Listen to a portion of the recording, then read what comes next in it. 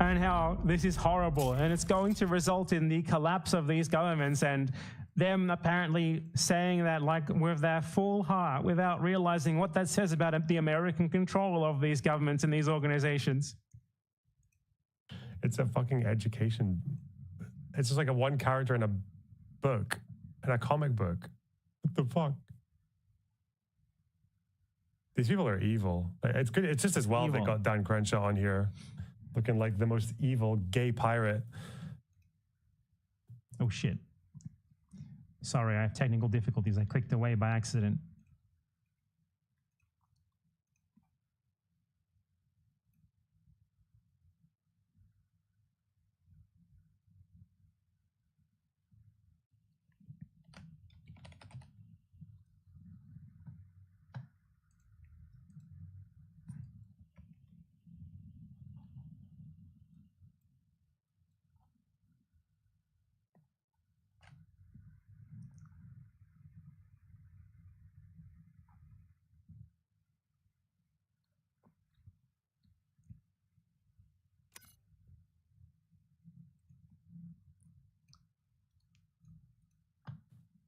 Yeah, the US aid shit is, the canceling US aid is probably the stupidest thing they could have done.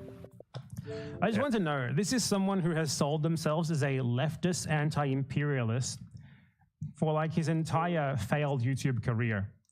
And this is the sort of thing that goes on his stream, just lamenting the destruction of American empire. It's incredible. Yeah. And like buying like what is written on the tin of American interference, of American just straight up like propping up governments that otherwise would not exist and that thus obviously are their puppets. Painting that being dismantled as if it's actually a bad thing, and that as if the imperialism was a good thing in the first place. This is amazing. American foreign policy. This is bad for American foreign policy. Just said as if it's just something that we should lament. First of all, like I understand that like the like humanitarian aspects of USAID are super important, but it's like the humanitarian aspects. The things that USAID did were like so truly far-reaching, including like democratization efforts abroad. Like, God, I was talking to this one lady, and it's like, USAID basically funded like entire like NGOs and like civil society efforts in like Eastern Europe and Eurasia, and with that, and like without this kind of funding, like the like leaders of like keeping democracy alive in like certain parts of the world are like fucked now. Like, okay, guys, I hate to have to explain this to you because you're naive little children, but if you have a supposed democracy that only exists because it was set up, bought and paid for by the world's biggest military and economic imperial power, which has proven itself genocidal over and over again, perhaps you don't actually have a democracy. Perhaps it's not actually a democracy at all. Perhaps it's just a puppet state of them, you know, as you would say in literally any other circumstance of any of your imperial enemies doing the same thing. What a bunch of fucking children, literal naive babies who just read whatever American imperialists say their motivations for doing something are, verbatim, and they're like, yeah, that sounds about right. This is honest. Incredible. Anyway, I just wanted to cover Trump doing more accidental anti-imperialism, which is fucking wild. I mean, he's a Putin agent at this point. I admit it, and I'm for it. Good work, Donald. Teach those pathetic. Be right back. I must obtain water to speak more.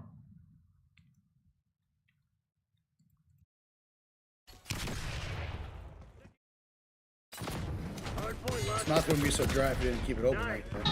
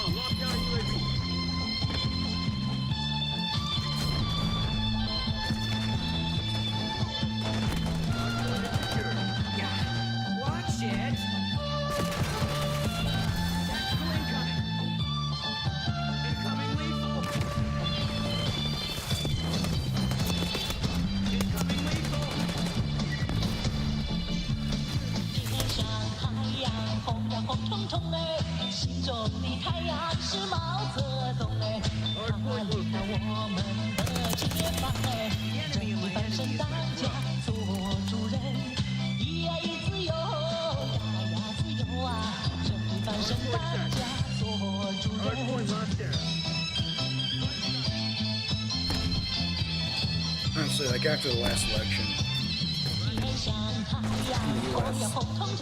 presidential election, I mean, you realize that Kamala Harris raised like $1 billion in campaign contributions and lost. I can't wait for China to take over the world. I can't wait for them to take over the USA. I Trump was love talking about the dictatorship in size the of USA. I fucking love it so much. golf Fascism players' now. dicks. Thank you. Still won, Okay. even though I Kamala have had a $1 billion. topic. And now Trump shutting So, down Voice of America. Neither I just side want knows to what they're doing. address Nobody something that knows was what they're said by our best friends. Nobody. Maybe China does. Poopy, shitty, Maybe covered in China- poop all the time, Ethan Klein, and his wife, terrorist war criminal, the raider of Ramallah, Gila Klein. What they said about our need to honor and cherish IDF veterans. So let's play this clip, and we will hear what they have to say about that, and then I will give my own thoughts on it. And don't you dare say anything negative about them. This woman served her country. Don't you dare say anything bad about her. Just watch, please. Important to serve like everybody else in the country. I mean, it's a very selfish move to decide, okay, I'm not going to do it, but everybody else will. Israel as a place, the mentality is growing up there. Like everybody feels an obligation to protect, to serve, to nurture this place that feels like the only place in the world where they can live and be Jewish and not be like discriminated. I mean, when you're growing up, It's so great. Ethan Klein, like you're discriminated against. Oh, sorry, I mean, he's completely right there, 100% correct. What else have they got to say? What do you want her to do? I'm Borden, and that is like your duty to your country. That's her Everybody does duty. it. So, first of all, you're saying all of Israelis are bad and terrorists. That's part of the messaging, sure. And I guess you're saying you in America don't care about doing your duties to America. Like you don't pay taxes and you don't, I don't know. Well, they would say, Bitch, fuck America. As a citizen. people would say, oh, well, if you were actually a good person, you would just go to military prison instead of... Okay, in your opinion, if you, I mean, In your opinion? you live your life. Well, the thing about Israel is like, whether you hate the government, agree with the government, whatever you think about Israel, the fact of the matter is that from the day of its inception, it's been in a constant state of war with the neighbors. So just from a national security point of view, the need for a standing army is undeniable. You know what I mean? Like the mandatory... Yeah, and I mean, Nazi Germany also had to defend itself from threats, foreign and domestic, on all sides. The need for a standing army was undeniable. Though perhaps what the standing army defends was in fact not defensible. Maybe that's the problem. Conscription makes a lot of sense, and very few of the people that get conscripted actually are doing combat. Most of them are like They're just helping the murder. That makes it okay. They're accomplices. administrative jobs, which is what you do. And I don't know. Yeah, she literally worked at a desk in like the Kafir battalion, which is like one of the most brutal, disgusting occupation units in the West Bank. So she was literally working directly under the regional commander, straight up planning their operations and shit like that. Without her being there, what they were doing could not happen. Obviously, she's a fucking accomplice. It's like people here can't grasp that idea because here the army is not mandatory. It's very different. Here we just take advantage of poor minorities. But also, then you tell them thank you for your service for the rest of life, right? Like they're very highly Thank you for your respected, service, and you can't say anything bad about them. You can't say anything bad about murderous genocide. No, she's right. She's right, actually. She's really 100% correct. That's true. I mean, I agree. So it's kind of the same thing, except actually way different because everybody does it and have to do it. Yeah. And Israel deals with like the war daily, like locally, war. which is here. It's like the war is like way far. Yeah. I don't know. It's all very different. Yeah. Yeah. So it's like whether you agree with them or not, the need for national security is undeniable. And You should thank them. again, she was born there, so I don't know. You should thank the IDF veterans for their service. You didn't hear Klein say. I completely agree. I completely agree with what they had to say there. You should thank them for their service. Now, if you don't know this, people in Israel, most of them, they have connections to other places, or they literally just aren't even from Israel. So many people join the IDF like to have a good time, and then they move somewhere else in the world. So it's very easy to find IDF veterans near you. if you live in any Western country, at any point, you're probably never more than like 5 blocks away from your local IDF veteran. They're everywhere. Many of them even just go to Israel to serve in the military for a little bit, to do that duty to their country, to protect it from all threats. And they go back to where they came from and just live their lives as if nothing ever happened. And you've probably talked to them and you've never even noticed. You probably never even clocked them as a veteran. So what I'm making a call for here is for everyone to find and salute your local IDF veteran. Thank them for their service.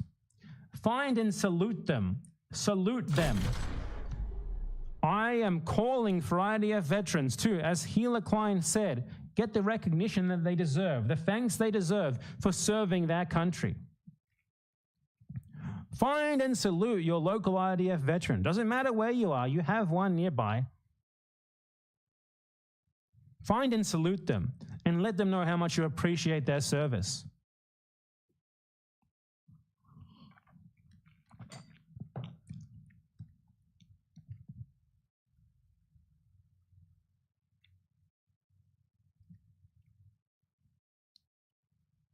What do you mean? What do you mean salute in quotes? I'm literally telling you to salute them. You know, walk up to them, say hello. I really appreciate what you did, sir. You do this. I would never use coded language or anything like that. Find and salute your local IDF veteran, okay?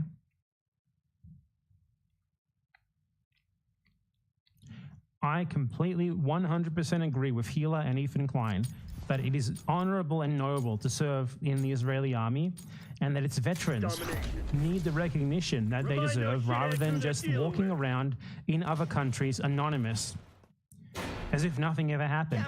Like, imagine how much it sucks to be someone who selflessly served in the honorable Israeli military, and you just go home and you don't even get like a McDonald's discount or anything. You don't even get like people saluting you in the street. You don't even get to wear a hat saying like, I served in the Marines, give me free stuff. It must fucking suck. They don't get the recognition they deserve, and that's why I'm calling for all of you to find and salute your local IDF veteran or veterans. Thank you. Secure an alpha. If they're covered in shit like Ethan Klein, give them a shower. Thanks. That's all I have to say. Losing Bravo. I am Okay, yet. secure. Maintain current posture. Hold on. 1 second.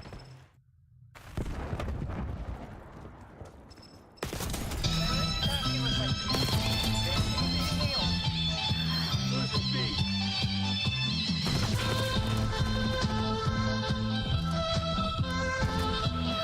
Losing alpha.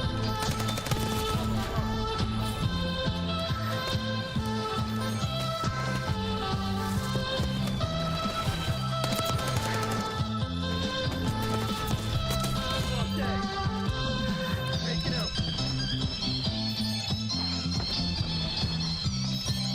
Securing B. Losing Charlie.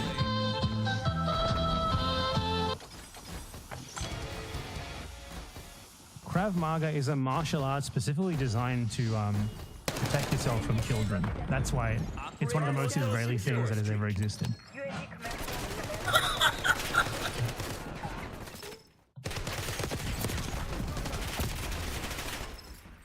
Losing Bravo. UAV fuel check 50%.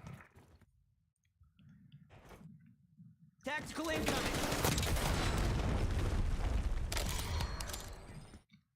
Anyway, let's move on to another topic, which is you might have heard about all of the Trump deportations to El Salvador.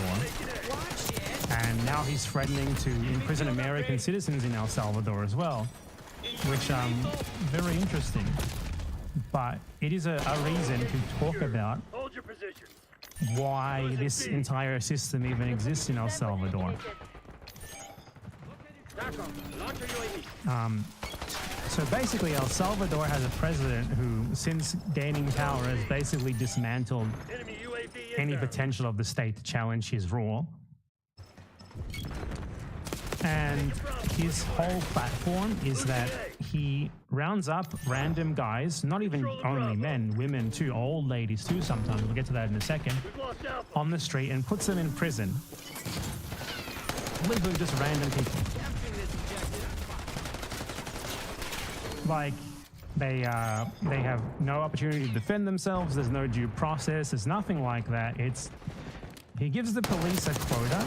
Like every like regional, like local police unit has a quota of arrests they have to make every day.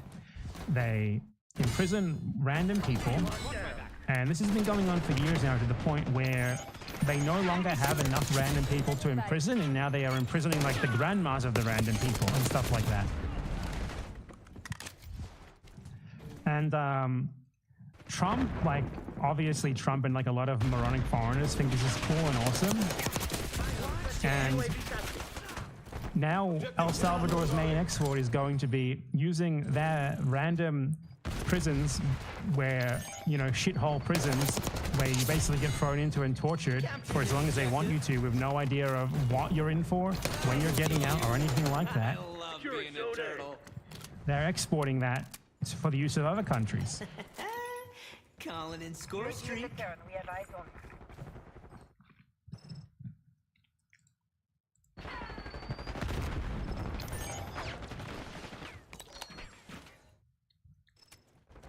UAV MTS. So initially they claimed that this was to solve the gang problem.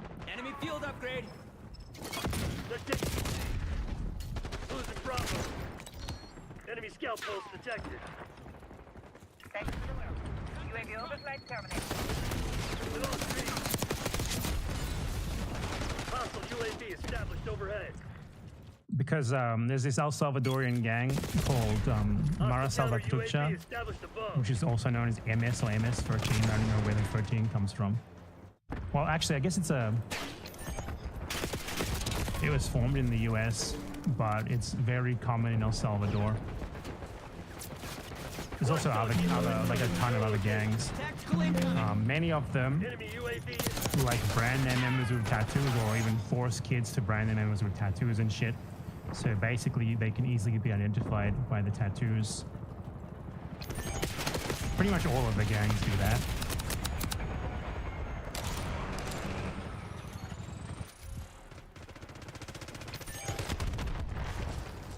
We're losing Charlie.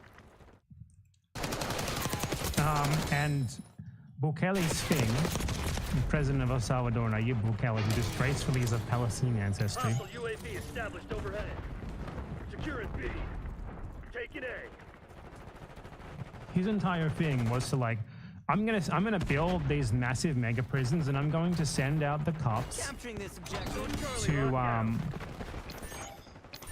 Taking Bravo. to arrest any random person who I see with tattoos that they at all think are gang tattoos. And I'm gonna give the cops quotas of how many people they have to arrest every day. So they start out just arresting random people with tattoos and putting them into these mega prisons with no proof at all of their gang involvement or involvement in any crime or anything aside from the fact they have some tattoos. Eventually they run out of people with obvious tattoos, and they start like asking random people on the street, show me your body, do you have tattoos? You go to prison for who knows how long. They run out of those guys and they just start like arresting random people on the street, like a street vendor with no tattoos at all. He's going to prison. He's disappeared. No one knows if he's ever going to get out or what's happening to him. He never had a trial, so it's random. Controlling Bravo. They ran out of guys like that and they start arresting like random school teachers and stuff. And there is a pro Bukele documentary about this, which is actually extremely good to watch to get a handle on how this shit works, because in spite of it trying to be pro Bukele, it's very much anti him by accident, because it just interviews random people who and they show what they say, and you can't really whitewash it.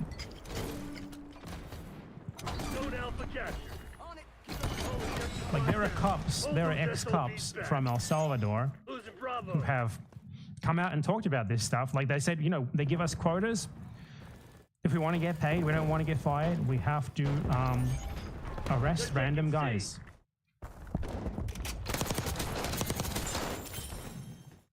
Like this documentary here, which this is like extremely by accident anti-Bukele, anti this system. But all the comments are about how awesome this is.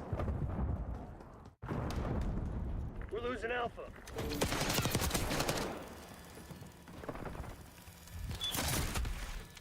We're losing Charlie. We lost A. So this guy is a former cop who talks about like the quota system that they put on them. Dared to denounce. Marvin has And I guarantee you this is 3 months old. This guy's probably in prison by now. worked as a police officer for almost 20 years. He is now denouncing arbitrary arrests allegedly due to quotas imposed by the government, which demanded 1,000 arrests a day throughout the country. Marvin shows us an exclusive document. Nosotros podemos ver acá este cuadro. Aquí tenemos delegación San Salvador con 40 detenidos por día, San Marcos con 20, la delegación de Soyapango con 40. Es mucho, porque total 175. To motivate their troops, the authorities used blackmail. If the targets were not met, the police officers were not allowed to go home to see their families. So they end up arresting anyone. Muchos de esos no eran de pandillas. I just want to note, this documentary is framed as extremely pro-Bukele, and this is still the sort of stuff that it includes. Llegó un momento que los pandilleros no estaban en la calle. Bueno, nosotros vemos acá a jóvenes que están trabajando. Aquí ustedes pueden ver un joven que está preparando ahí un pan. Pues venía la patrulla, lo intervenía él, se lo llevaban para la delegación y allá le decían que iba a quedar detenido con el régimen. Marvin resigned 3 years ago. Disgusted by these practices, he joined a union that denounces the excesses of the police. What a great car. It's the most Latin American car I've ever seen. Well, okay, they're definitely not driving it, but they should. Y el deseo de que la policía actúe de manera... Perfect execution.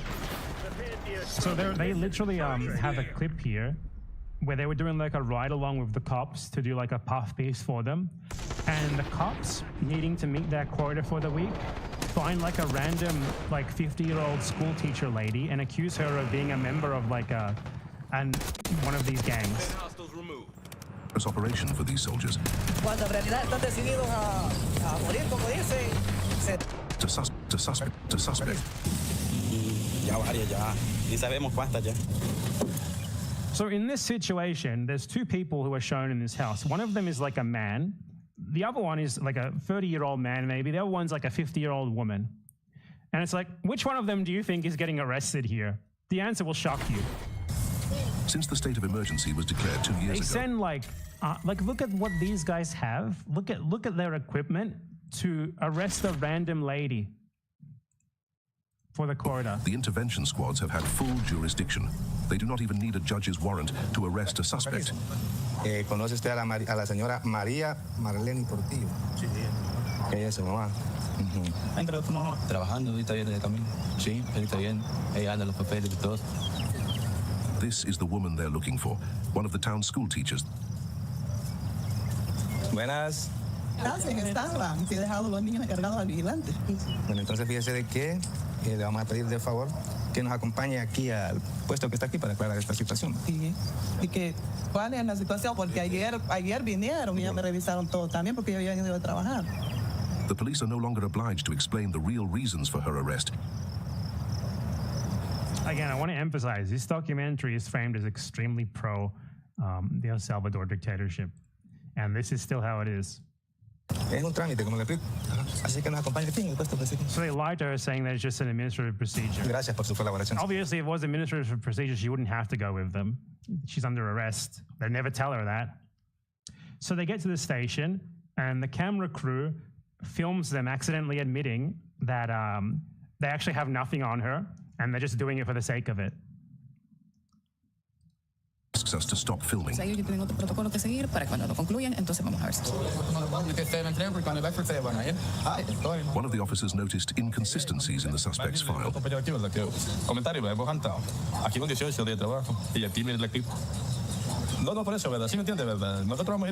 So this guy says, the file says that she's collaborating with the wrong gang. That gang is not in control of this neighborhood, so it doesn't make any sense.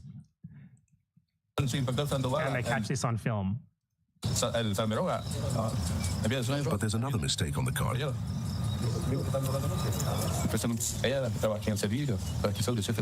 And it also says that she's a shopkeeper when she's a teacher. So it's just, they just straight up made shit up, basically.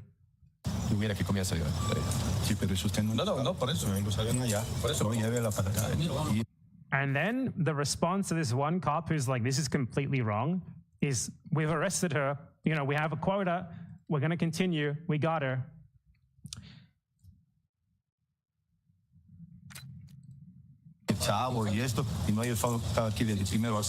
But the local policeman has his doubts. He doesn't want to commit a You see, miscarriage. there's like fucking 20 guys here for this one lady because they need that quota. All of these guys need her to go home. Of justice. So he insists.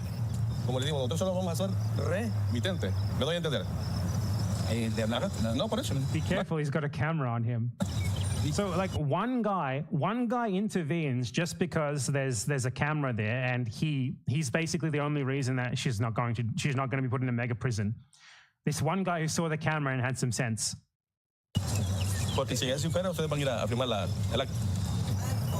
There were at least 2 errors in the file, but the teacher was taken in anyway to be presented to the investigators. Oh, never mind. She was actually taken into the detectives. Great. Her sister, who has just arrived at the police station, is in shock. Ella no anda en nada. Hace muchísimos años que ella trabaja. Y no sé por qué la han detenido.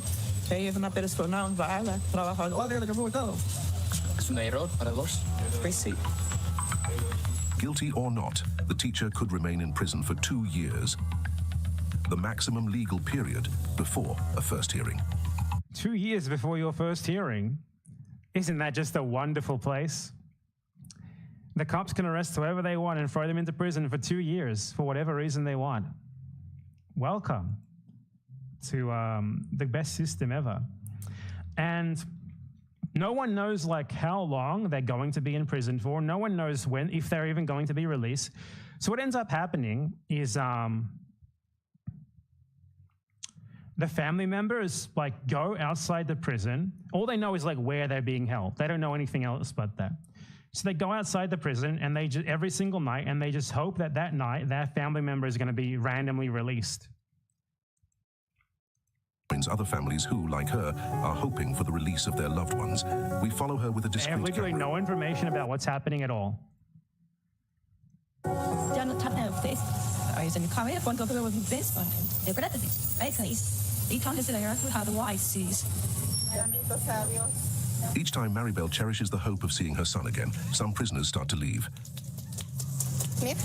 Most were men at the end of their sentences, or arrested without any evidence.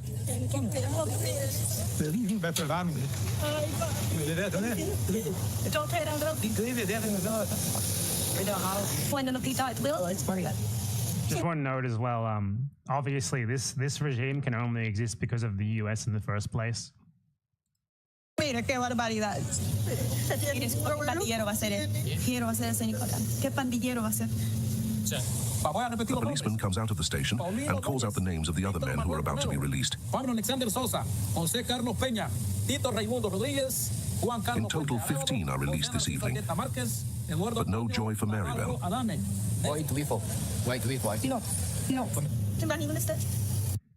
So, this is basically the system that Trump is trying to take advantage of. This is like the only thing that El Salvador is known for now, aside from their abortive effort to implement Bitcoin as the national currency. Haven't heard about anything like that, huh? Have you? Haven't heard about anything about that since. I wonder why. It might have been an abortive attempt, because. But this is the system that a lot of right-wingers praise, and this is the system that they're now trying, they're basically selling. Like, Do you see these people who we throw into prison for 2 years without even a hearing, with no evidence of any guilt or anything, just because the cops have to meet a quota?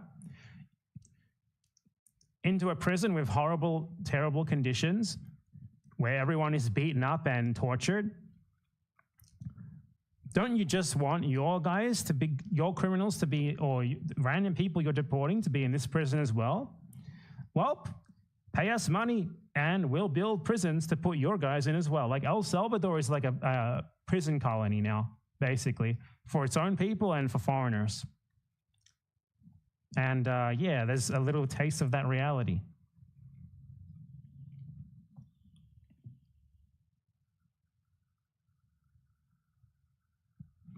And even if you're a foreigner, you should not go to El Salvador, because there's nothing stopping them from doing the same thing to you.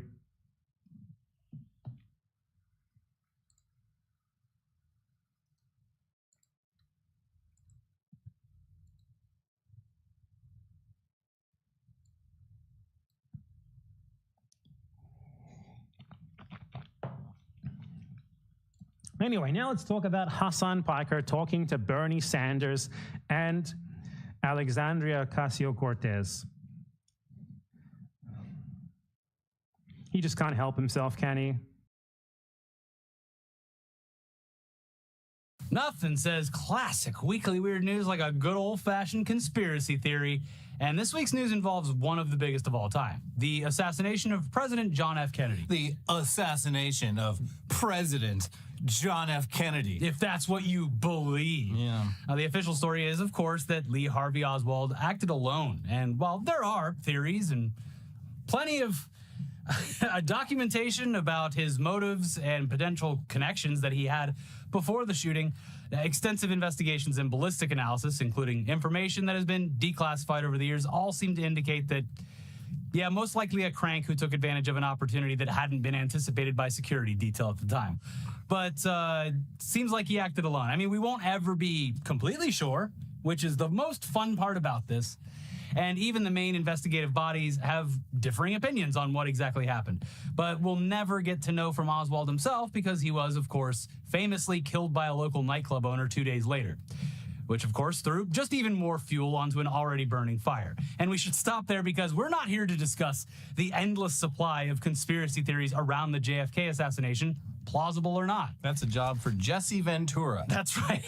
Because now the citizens of this nation have the cold, hard facts. We got them in black and white for, by the way, the second time, because Donald Trump already did this at the start of his first term. He's jangling the keys. Yeah. You love these keys, don't you, folks? We got back, we erased a couple more black lines, so we're re-releasing the This files. is not the only time he's literally just like done something that he already did. Yeah, and everyone just forgot that he did it before him. Because it was almost 8 years ago. Yeah, it was 8 or so years ago. If some earth-shattering, history-altering information back then was going to be discovered in these files, it's probably still classified or simply doesn't exist, because much like that first time around, the documents do not unveil what really happened to JFK, but instead provide further insight into the kind of shit that the CIA was getting into at the time. A lot of spying, to put it mildly. Through various, is putting it lightly, various means, from... They were busy. Aircraft that didn't exist to very simple, crude methods that they obviously didn't want getting out in these files. Trying and failing to do something about that sexy motherfucker Fidel Castro. They just couldn't pull it off, even with the help of the mafia. So yeah. Yes, it's obviously very interesting from a historical perspective. It helps to paint a clearer picture about the lengths that our government and others went during the Cold War. Much of the information revealed this week and over the past decade includes the same files once again, though with more and more redactions removed. In some cases, exposing federal employee identification information and social security numbers. That's probably not good. Well, it's a good thing all those people are dead. But they're not, because this is still somewhat recent history. So, yeah, it seems like a good reason to have kept, I don't know, maybe some of these things private. Yeah, it seems like Social security is not exactly relevant. It seems like if you wanted to do this the right way, you could have. Instead, they were just like, now get the files out. Yeah. These are a lot of files. We'll just let the AI figure out what's important. Yeah, feed it to Grok. Now, still, there's some interesting stuff in these files, even if it doesn't provide confirmation of a second shooter on the grassy knoll. One 1964 document showed that 2 intelligence assets discussed potentially assassinating Castro under the administration of President Lyndon Johnson. The document said the CIA was allegedly formerly in favor of such a plan, but it was shelved due to the opposition of Attorney General Robert F. Kennedy Sr. Another previously released document detailed RFK being briefed on potential plans to kill Castro. RFK asks to be told before the CIA works with the mafia again. A footnote of the document read, Yeah, and I mean, it's interesting stuff because, like, the reason why the mafia would be into this kind of thing, aside from just their love of crimes, was that the Cuban Revolution cut off a lot of lucrative sources of income for them. They had a really good thing going down there with their casinos and their brothels and their protection rackets, and that sexy motherfucker Fidel Castro came in with his cigar chomping, with his big dick, and he took it all away. Yeah, and they never got over it. And look, as a result, we got Justin Trudeau. Yeah, I mean, that's something. Sure. ABC News goes into further detail about some of the newer revelations within the files. Several of the newly released pages detail how the CIA went about tapping telephones in Mexico City between December 1962 and January 1963 to monitor the communication of Soviets and Cubans at their diplomatic facilities, which Kennedy assassin Lee Harvey Oswald visited in the months before the assassination. The previously redacted pages spell out specific instructions for CIA operatives on how to wiretap, including the use of certain chemicals to create markings on telephone devices that could only be seen by other spies under UV light. For decades, the CIA has urged the continued secrecy of these details out of fears that they might reveal the methods of the agency's spycraft. Uh-oh. And they're worried about a lot more than just that, but yeah, that's a nice cover. The memo also details the CIA's surveillance of an American man described as a communist living in Mexico. The bulk of the memo is a listing of phone numbers that were tapped by the U.S. government. I'm sure it's a short list. Yeah. This file has long been sought by researchers due to Oswald's visits to the Soviet and Cuban embassies in Mexico City, but the document includes no mention of Oswald by name. And they also add this. The release included 77 documents regarding RFK, with most of the documents relating to his activities as Attorney General and Senator, totaling about 2,500 pages. Of those, only 2 directly mentioned his assassination in 1968. Nothing new was revealed. Did they at least talk about any of the babes that he got with? RFK Jr. made sure to keep those redacted. But that's like the coolest thing about the Kennedys, is all the babes that they bagged. Yeah, well. Anyway, like we said, there were other revelations in the trove of documents relating to how the CIA operated in general and the many, many times that they crossed moral and ethical lines. Wait, what? The CIA crossing moral and ethical lines? I don't know about that. The New York Times reporting on the files included notes from historians who pointed out a few examples so far. In June 1973, a CIA employee wrote a memo at the request of William E. Colby, the agency's director, listing various ways the CIA had, to put it delicately, exceeded its charter over the years.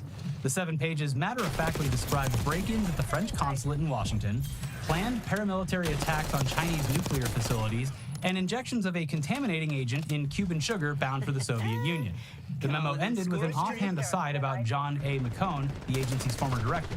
Finally, and this will reflect my Middle Western Protestant upbringing, McCone's dealings with the Vatican, including Pope John XXIII and Pope Paul VI, would and could raise eyebrows in certain quarters, the author wrote. This opens the door on a whole history of collaboration between the Vatican and the CIA, which, boy, would be explosive if we could get documents about it, said Peter Kornbluh, a senior analyst at the National Security Archive, an independent research center at George Washington University. Which, of course, he added, we will now try to do. Yeah, I mean, that's another thing that it has been sort of known for quite a while. Yeah, a lot of this is just being it would just confirmed. Make sense that if you're running a global espionage operation, teaming up with an organization that has operations already in basically every country on Earth. And for a whole lot of people is the embodiment of God on Earth. Yeah, and which for the 20th century especially was very anti-communist. Seems like quite a partnership. Yeah. So a match made in heaven, they would say. Yeah. Now, they go on to say how these files shed more light on the CIA's involvement in coups and election interference around the world, and reiterate that the agency was concerned about identifying agents and sources. But they also point out that, obviously, the CIA would be defensive about releasing proof of its involvement with foreign governments. Yeah, that's probably what they don't want people knowing Guys, about. it was a long time ago. Listen, we don't do that anymore. We don't want the information getting out there that you can use dyes on phones, telephones, the things that people use all the time, that you can see under UV light, because that would give the game away. Come on, guys. Latin America is it's just naturally fucked up. It definitely wasn't the CIA's fault. It's just that way naturally.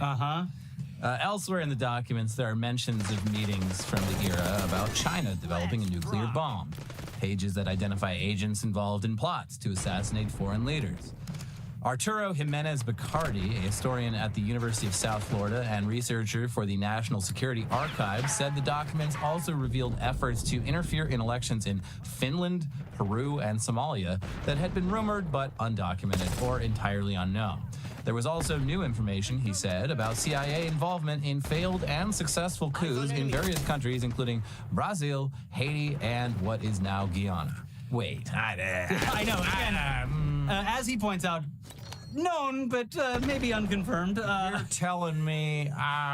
But yeah, look, at a base level, fascinating stuff. If you are interested in Cold War spycraft and info on how those how the CIA in general operated during those years, and then you want to extrapolate from that what might be going on now, because that was fucking a long time ago. And gosh, after what, 5 seasons of that Jack Ryan show really getting everyone on their side, Office Jim threw it all away. Was doing so good for the CIA, and then Trump just ruined everything. Do you think that because of the show, he got pulled into the actual CIA, and that's what that positive news show was about during COVID? It did feel kind of like a sign.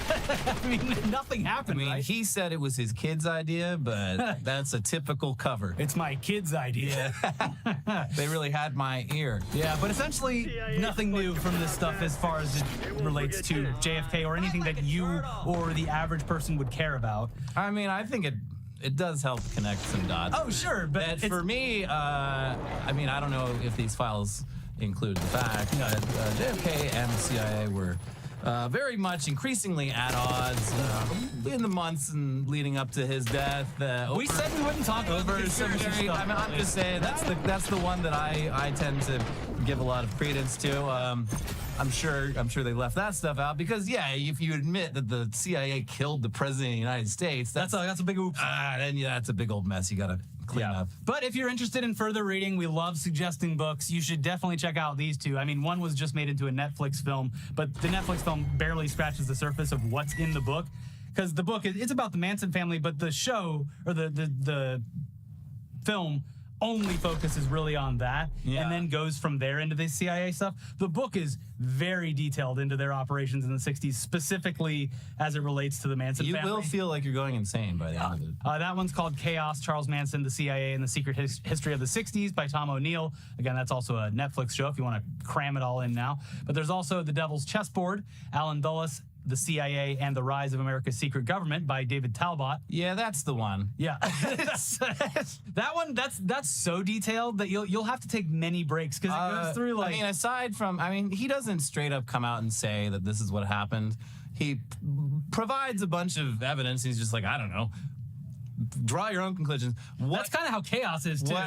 But what The Devil's Chessboard does talk about that was truly shocking for me was the level of collaboration between the CIA, or the precursor of the CIA, and literal fucking Nazis before the war was done. Oh, yeah. Trying to make deals behind the scenes. And it's pretty early on in the book, too. So, both are great, if not shocking. Maddening looks into the CIA's operations over the years. We'll leave links to those, as well as just the direct link to the National Archives, where you can see all of the JFK. Just browse through them if you want. We've got the documents. Thousands of pages. It might take weeks or months to read, but it'd take a lifetime. That's up to you. But when all is said and done, we have to agree with Trump. It was definitely Ted Cruz's dad that shot JFK. Yeah, he just has that vibe.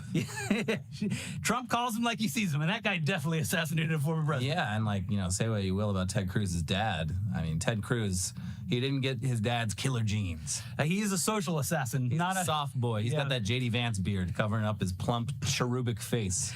But much like with everything else that the Trump administration has done in the past few weeks, it looks like this release was also, it was just so declassified that it actually just doxed a ton of people's information, including their social security numbers. But again, good thing they're all dead. Here's the Associated Press. Sensitive personal information, including social security numbers, was revealed in the newly unredacted John F. Kennedy assassination documents released this week. And that is not sitting well with the people affected. Wait, but they're dead. Joseph DeGenova, a former campaign lawyer for President Donald Trump, was among those whose personal information was disclosed. Oh, jeez. He said he is planning to sue the U.S. National Archives and Records Administration for violating privacy laws over concerns about identity theft. It should not have happened, DeGenova said in a phone interview Thursday. I think it's the result of incompetent people doing the reviewing. I don't believe it had anything to do with rushing the process. Best truck I've ever owned. The people who reviewed these documents did not do their job. I mean, I don't know, man. It sounds like maybe someone was rushed and didn't properly review all this stuff because they wanted to get it all out there before some arbitrary deadline set by Trump. Also sounds exactly like every other person who is only critical of the Trump administration when it directly affects them. So, Mr. President, we love the classified documents, sir. Best documents I've ever seen. The 5 stars. Best truck I've ever owned. Best documents I've ever read. They are so declassified that you have doxed a ton of people, including members of your own team and administration. But masterful gambit. You know, freedom isn't free. Thank you, sir. Yeah, and look, if you're watching this and you're feeling a little bit of schadenfreude by, look, it sucks when people's information gets leaked, but like to have this inadvertently come back to someone who's a Trump lawyer is kind of funny, and you're gonna love how the White House is handling this, which is basically the same exact way that any company handles it when they're careless with your data. They're offering people free credit monitoring. Hell yeah. Thanks, Carolyn Levitt. Thank you. Anyways, here's the statement from the White House. In an effort to maximize transparency, these records were released without redactions, and some of these records contain the personal identification information of living individuals. The National Archives and Records Administration and the Social Security Administration are working closely together to protect the individuals who may be affected from their information being exploited. The statement also says that while the National Archives will be contacting people whose personal information was disclosed, it urged those people to contact the National Archives. Neither the White House nor the National Archives explained the decision-making process behind the public release of the personal information. I don't know, we just fucking did it. Hey, listen. They did break a few eggs, but that's what you got to do to finally get to the bottom of who killed JFK, which we did. Yeah, they finally figured it out. Oh. Well, maybe next time. It was maybe in Trump's third term. It was Grimace on the grassy knoll, and he was green at the time. It was the Shamrock Grimace. Limited edition. He was the one that was in the IRA, right? What's his name? Like Patty Grimface? Oh, this is a real thing? Yeah, remember we talked about it. I don't know. There's an Irish Grimace. And like Irish Grimace, yeah, and he was like lovingly adopted by IRA supporters. Hell yeah! That's our Grimace. He comes when the McShamrock comes out. Yeah. Does he have like a balaclava on? I mean, I guess he. Well, no, the Hamburglar. He's like, I feel like he could probably join the IRA too, because he's got the mask, and he's kind of looking a little bit ginger. Yeah, probably got some Irish blood in him. There you go. He's got Protestant blood on him, at least. Yeah, that's right. That's the job. Mm-hmm. Anyways, here's some more news that's really strange. One of the largest airports in the entire world was completely shut down for an entire day. Whoops. Well, that happens, right? Yeah. I'm sure everything went smoothly. Someone probably unplugged it. Mm-hmm. Yeah, probably something simple. Yeah, it was apparently due to a fire at an electrical substation, which apparently caused a massive power outage that affected London Heathrow Airport. So yeah, this of course resulted in thousands of flights being canceled or diverted to other airports, with some international flights being forced to return to their country of origin. Did you see? I learned about this from Adam Conover, who was on a plane. Turned around. Yeah, I mean, he had to go back to New York and then to Manchester and then to take a train down to London. Oh, when I saw it, he was like trying to get a flight to Paris, but yeah, I mean, at least his flight turned around only after like an hour and a half. Another one of our mutuals who works with the junket teams that we used to do also got stuck over the Atlantic and had to get turned around too. That's rough. Yeah, it's whew. And I mean, obviously, not to do the fucking meme, but won't someone think of the economy? Really, like this is insane to the British economy, especially after Brexit. Now that we're on the topic, I mean, like, could this have been the Irish? It's a little late for St. Patty's. They missed it by a couple days. Well, they were drunk. I'm kidding. Who had the motive to hurt the British Empire in such a painful and embarrassing way? I gotta look up his name. I'll cut it right here, but I have to look up his name because it's driving me nuts. Uncle O'Grimacy. Uncle O'Grimacy? Was he really in the IRA? Yeah. Yeah. Anyways, he's got some stories he can't tell you. So, how the hell does an airport as massive and as busy as London Heathrow not have countless redundancies in place to prevent a total power loss? Because redundancy means something different over there. Oh, yeah, it means they fire you. Yeah. So we don't want redundancies.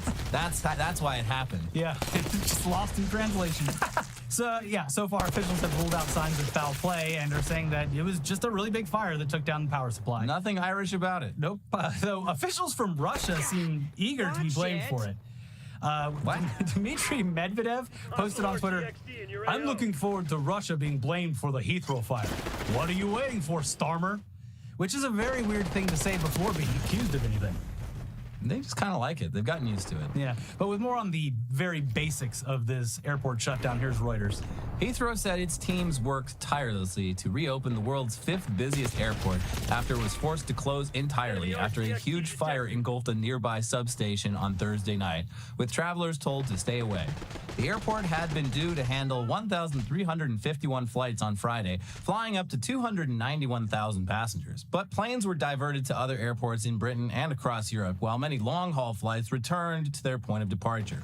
Heathrow said there would be a limited number of flights on Friday, mostly focused on relocating aircraft and bringing planes into London. Police said that after an initial assessment, they were not treating the incident as suspicious, although inquiries remained ongoing. The industry is now facing the prospect of a financial hit costing tens of millions of pounds and a likely fight over who should pay. You would think they would have significant backup power, one top executive from a European airline told Reuters. Heathrow said it had diesel generators and uninterruptible power supplies in place to land aircraft and evacuate passengers safely. Those systems all operated as expected. But with the airport consuming as much energy as a small city, it said it could not run all its operations safely on backup systems. Medvedev's still just like, well, doesn't this look like something I would do? Don't you want to blame somebody? Huh? Would be pretty cool if you did. Also, I saw reports, I unconfirmed, but because of Brexit, some people apparently were just stuck in terminals because they obviously couldn't leave, despite not knowing when they could make it back, because they're British citizens and no longer are free to move about the continent. Nope. Kind of had to stay put. So, anyways, moving on to another reminder that nothing ever changes. No one ever learns anything, and we are doomed to repeat the same disinformation loop endlessly until someone, somewhere, finally proves everyone right by doing what needs to be done and shitting in a goddamn litter box right in the middle of a classroom. I volunteer as tribute. Elliot's gonna do it. He's gonna make the dream a meme and make the meme a reality. Yeah, it's going to be a big one, too. Mm-hmm. Now, despite being debunked numerous times over the years, and on this show, we've covered this stupid urban legend. I wish it was true. It's an urban legend, of course, of schools being forced to add litter boxes to classrooms in order to make the kids comfortable while they live out their lives as cats. Well, you're half right, and you're not going to like why there might be kitty litter in a classroom. It was a lie when it started popping up in school board meetings, Facebook posts, and discussions with conservative politicians, and it is, of course, still a lie to this day. The only shred of truth, as we've explained before, was that cat litter was, unfortunately, included in emergency supplies at schools in case of active shooters. Yeah. Yeah, which is clearly a much bigger problem than the clearly non-existent one involving cat children. But the stupid bullshit persists to this day, and now one Texas Republican is using myths like the litter boxes in school to make it a bannable offense to act like an animal in any capacity. What about a dinosaur? Hey, can I be a dinosaur? And apparently, maybe not just limited to just animals, but acting out fantasy in any way. Children should be. Humans are animals.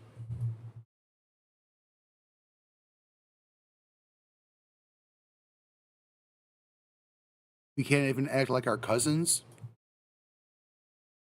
Pretty much any mammal. Kid, we're related to trees. Get the fuck out of here. Be neither seen nor heard. And their imaginations should be clamped down. Yes.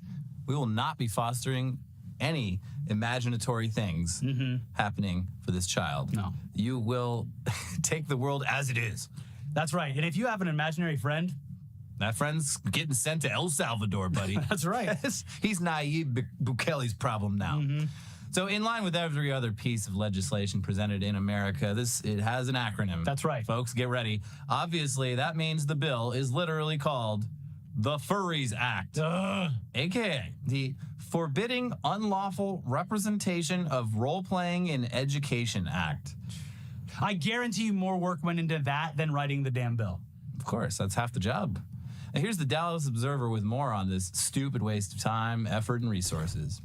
The Furries Act would ban students from observing non-human behaviors, which include but are not limited to meowing, barking, and hissing, wearing a tail, collar, or ears, and licking oneself in a grooming manner.